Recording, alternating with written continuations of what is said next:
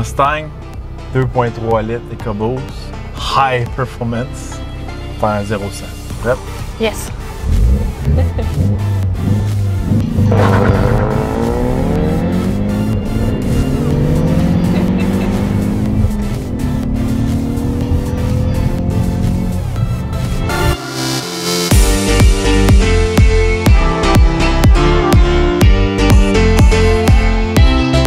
Bon, cette semaine à Nikon, est-ce que tu savais, Eve, que la Ford Mustang est la dernière voiture à vendre chez Ford? Maintenant, c'est juste des VUS et des camions. Il n'y a plus de Fiesta. Plus de Fiesta, La Focus, plus de Focus, la Fusion. plus de Fusion, Il n'y a plus de Taurus. plus de Taurus, qu'est-ce que la police va faire? Bon, cette semaine, Mustang EcoBoost, ça fait que, Eve, on doit avoir quelque chose comme un prix intéressant pour avoir fait le sacrifice du V8. Ben, le modèle à l'essai cette semaine est d'environ 47 000 47 000, un GT, ça part environ à 35-36 000 de base. Oui, mais celui-là, il est vraiment bien équipé. C'est un premium. Il y a l'option tenue de route, il y a l'option high performance dessus. Ouais, mais un GT Premium, ça part à 41 000. T'as le cuir, t'as le V8, tout le kit. Ça fait que tu vas me dire que celui-là qu'on a en arrière de nous autres, encore plus cher que ça? Oui, c'est ça que j'essaie de te dire. Bon, Eve, comment on fait pour reconnaître un modèle high performance avec les EcoBoost? Premièrement, si on regarde à l'avant, on a la grille ici qui est différente de l'habitude, avec le logo sur le côté. On a le capot avec les lignes dessus. Puis le véhicule est vraiment une belle couleur, ça s'appelle Velocity Blue. On a aussi les grosses roues qui sont montrées sur du Pirelli. On a les gros étriers aussi à l'avant. Ensuite de ça, sur le côté, on a un badge ici, High Performance de 2.3 litres qui est affiché. Si on passe à l'arrière du véhicule, on a l'aileron juste ici et on a la quadruple sortie d'échappement. Bon, les choses vont se gâter, on va regarder qu'est-ce qui se cache sous le capot.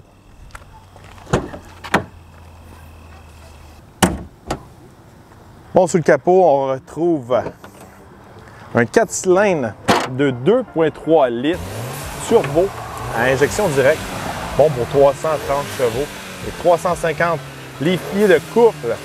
Regardez un moteur qu'on retrouve aussi dans la Focus RS. C'est vraiment la version haute performance. Un Mustang de base va venir avec 310 chevaux et un modèle High Performance va avoir 20 chevaux de plus. C'est la différence qu'on retrouve. Vraiment petit moteur qu'on retrouve en dessous du capot. Habituellement, on retrouve le fameux V8 5 litres Coyote qui prend toute la place, qui a des grosses têtes, tout ça. Là, on ouvre le capot. C'est pas très impressionnant. Mais on va voir s'il y a des aspects, des avantages à avoir un plus petit moteur. Bon, on va aller essayer ça sur la route, voir si c'est digne d'avoir le logo Mustang.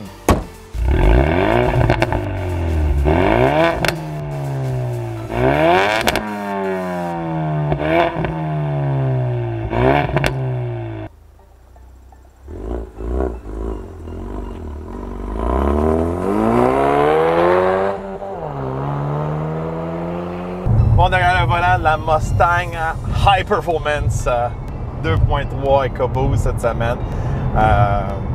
Modèle quand même pas mal monté là, pour un EcoBoost, là, on va être franc. Là. Ouais. Regardez le prix qu'on a indiqué plus tôt, là, 47 000 environ. On se rapproche du 50 000, on joue dans la zone. La talle du GT pas mal. Oui, c'est ça. Fait que c'est un EcoBoost très monté. C'est un petit peu dommage cette semaine qu'il soit autant monté, qu'il y ait autant d'options dessus parce que mon but cette semaine, c'était vraiment de le comparer avec le Camaro 1LE 4 cylindres qu'on a essayé l'année passée. Lui, il était vraiment de base. La Camaro l'année passée, c'était vraiment avoir un modèle qui était abordable sans trop faire un sacrifice à performance puis vraiment donner un surplus côté tenue de route. Cette semaine, c'est un petit peu difficile pour moi. C'est pas ça qu'on retrouve du tout. Fait que cette semaine, là, on joue dans la talle des GT puis on a un 4 cylindres anti-capot. Moi, amateur de muscle car, j'ai un petit peu de difficulté avec ça. Bon, sur la route, un gros avantage qu'on a sur le modèle qu'on a à l'essai cette semaine, on a le Magna Ride. Fait qu'on peut vraiment changer un peu les caractéristiques de la suspension. On peut le mettre vraiment en mode confort, on peut la mettre en mode sport, en mode piste, etc. Fait que la suspension va vraiment changer d'être un petit peu plus lousse, un petit peu plus confortable, à être vraiment plus dure. Il y a une grosse différence entre les deux. Fait que c'est une suspension que j'aime beaucoup, qui est disponible dans plusieurs modèles sport chez Ford, puis aussi chez GM, c'est populaire. C'est une de mes suspensions préférées, fait que c'est un gros plus. Fait que c'est un 2600 $ qu'on peut rajouter sur les modèles un peu comme celui-là qu'on a. Ça vaut vraiment la peine, selon moi, là, côté suspension, très dur à battre quand on a le MagneRide. Côté économie d'essence, écoutez, on peut s'attendre à faire environ du 11,2 litres aux 100 km en ville. Du 7,3 litres si on fait de la grande route. Puis en combo des deux, nous, c'est ce qu'on a fait cette semaine. On a fait environ du 10,1 litres aux 100 km au courant de la semaine. Donc, pour un véhicule sport, Oui, mais c'est une des raisons aussi pourquoi on choisirait un moteur EcoBoost, c'est qu'on veut économiser un petit peu d'essence. De ce côté-là, est-ce qu'on va avoir une grosse différence contre le GT? Pour moi, c'est pas un facteur qui viendra en jeu, là. Ça dépend des priorités de chaque personne. Ouais. Pour notre accélération de 0 à 100 km, on a réussi à la faire en 4,5 secondes. C'est pas si pire, mais j'étais pas tellement impressionnée. Non, regardez, oui, dans les meilleures conditions, on peut faire ça. Sinon, on peut s'attendre environ dans les 5 secondes, je pourrais dire.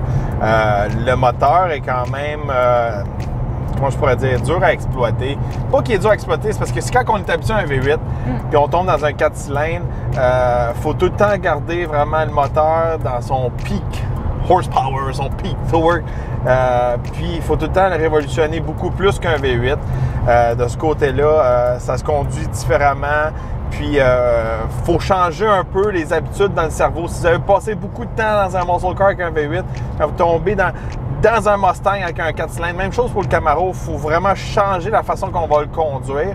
Puis, moi, j'ai passé trop de temps avec des V8, fait que il y a comme un bug dans mon cerveau. Côté tenue de route, regardez, c'est beaucoup là que les fans là, de 4 cylindres là, vont dire « le gros V8, là, ça tient pas bien, c'est trop pesant. » Puis avec le 4 cylindres, ton auto est beaucoup plus meilleure pour la tenue de route. Oui, il va y avoir une différence. Oui, la voiture est plus légère. Oui, la distribution du poids est mieux. Cette semaine, j'ai pas vu une méga différence. Quand je conduisais la Camaro, je voyais une plus grosse différence, je pourrais dire. Le moteur est un petit peu plus petit aussi dans le Camaro. Mais de ce côté-là, regardez, tenue de route, est-ce que ça vaut le plus, je pourrais dire? Si on met le même prix pour celui-là, puis un GT, est-ce que la tenue de route que vous allez avoir un petit peu plus avec le 4 cylindres vaut le sacrifice du V8? Non. Maintenant, on va passer à nos points positifs et négatifs. Donc, pour ma part, premièrement, le look du véhicule est super beau. Là. Les gens, les enfants, notre plus jeune, quand elle est arrivée, elle a vu l'auto, elle a dit « Oh my God, ça c'est un bel auto bleu. » C'est un Mustang. Il flash, là, on le reconnaît. Deuxièmement, côté tenue de route, c'est sûr que si vous prenez le moteur EcoBoost avec le Handling Package, c'est celui qui va vous en donner le plus pour votre argent. Fait que c'est très bon de ce côté-là. Et écoutez, troisièmement, quand on a une Mustang, on dirait que le monde qui a des Mustangs, c'est des ultimes fans. Là.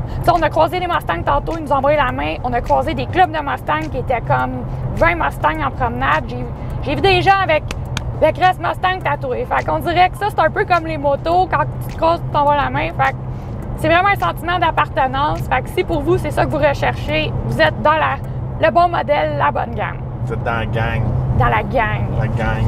Toi, Jules, tes points positifs. Premièrement, je pourrais dire, si vous êtes gratteux, ça coûte moins cher de plaque.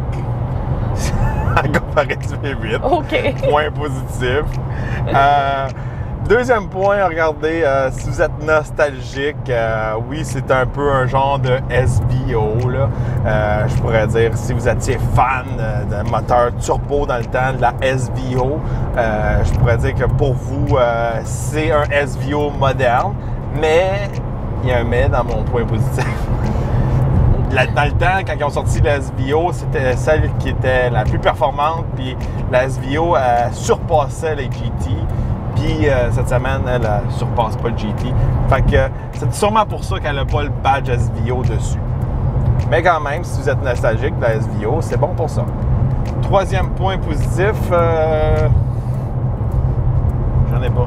Il n'a pas trouvé de troisième point positif. Il y a un bel extérieur. Bel extérieur. OK. Bon, côté point négatif, écoutez, des fois... Là, j'en ai trois, là. Oh, parce que... Attends ton tour. Premièrement, écoutez, des fois, on essaie des véhicules que c'est plus serré à l'arrière, mais là, il n'y a vraiment juste pas de place à l'arrière.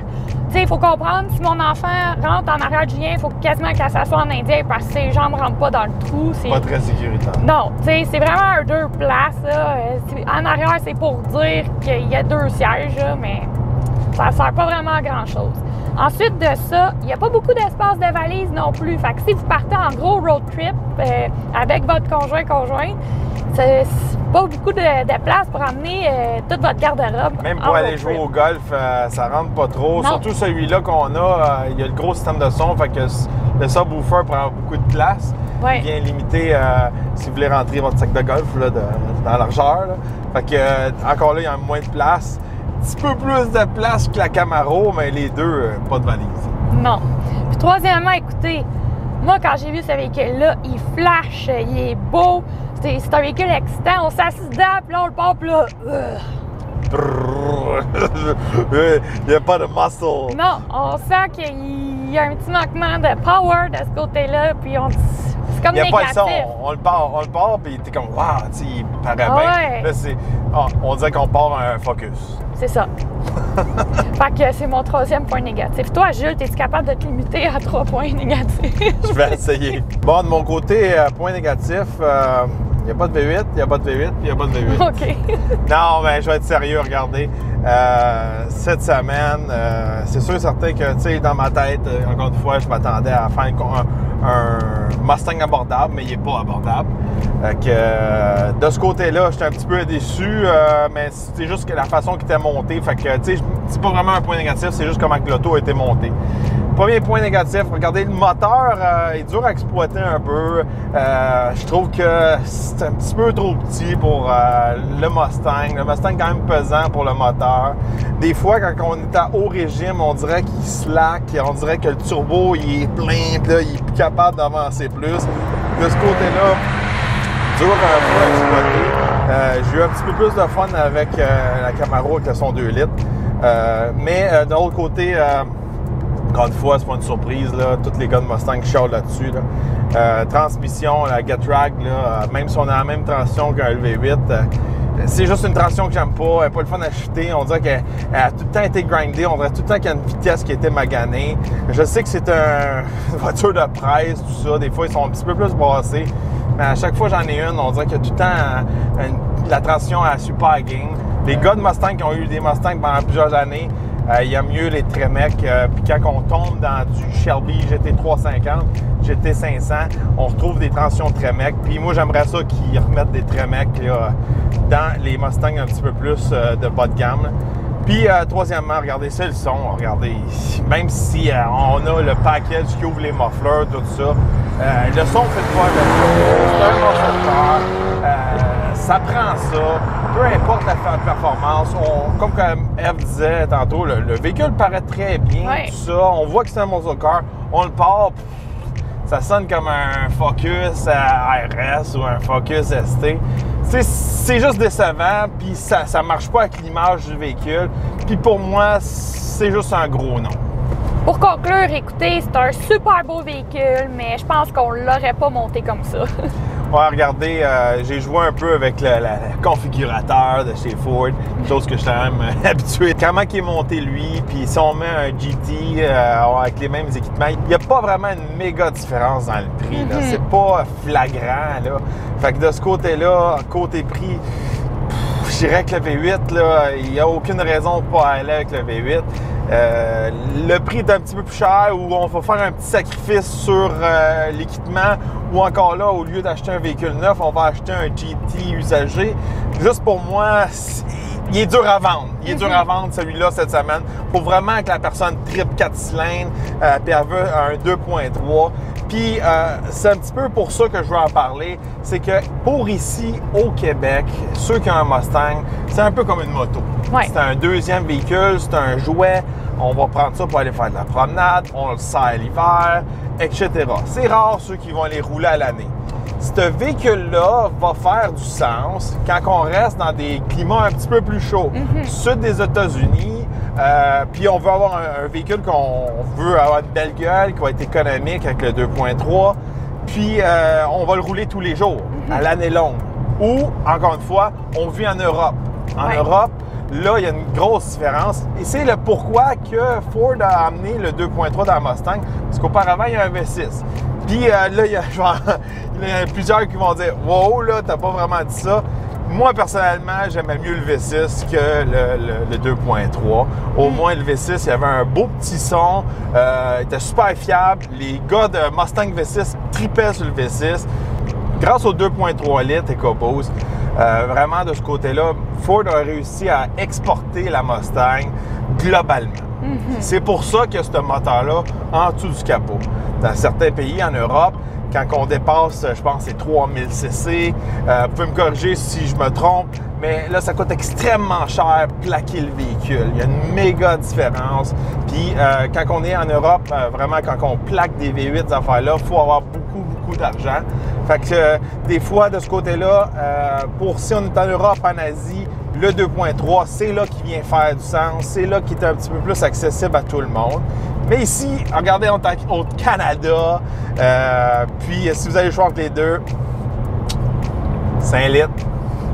V8. N'oubliez pas de liker, de partager notre vidéo. N'oubliez pas de vous abonner à notre chaîne. Puis on se retrouve dans un prochain Essai routier.